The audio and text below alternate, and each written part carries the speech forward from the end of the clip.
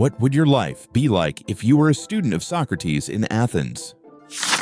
The year is 399 BC. You live in Athens, a city where people argue about laws, wars, and the future of the state almost as often as they buy bread at the market. In the mornings, citizens gather on a hill to vote on laws and decisions for the city. It is one of the earliest democracies in the world, but the real life of Athens happens in the Agora, the city's central marketplace. Merchants argue over prices, politicians debate the future of the city, and poets and philosophers gather in conversation.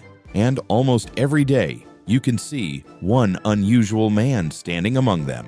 Socrates. He does not look like a teacher. He walks barefoot, wears simple clothing, and never asks for money to speak with people. They say that when he was younger, he fought as a soldier and could endure cold and hunger better than most men. Sometimes his students find him standing quietly in the square, deep in thought, and then he begins to talk. He does not give lectures. He asks questions.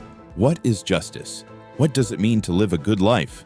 Can someone truly be wise if they do not understand themselves? People answer with confidence, but after a few minutes, they realize they cannot truly explain what they mean. Socrates says that wisdom begins with a simple realization, understanding how little we actually know.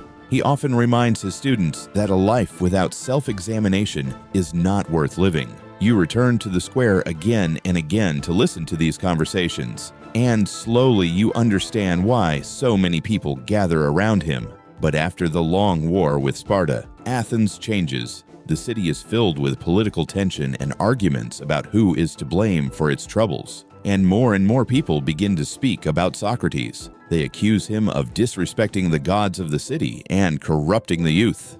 Trial of Socrates. Hundreds of citizens gather for the trial. The majority declares the philosopher guilty. According to Athenian law, he is sentenced to death. A few days later, Socrates sits in a small prison room surrounded by his students. His friends offer to help him escape, but he refuses. He says he has lived his entire life under the laws of Athens, and he must accept their judgment. A guard brings a cup filled with poison. Socrates calmly takes the cup and drinks. He continues speaking with his students almost until the very end. That day, Athens lost a philosopher, but his ideas would outlive the city and his time.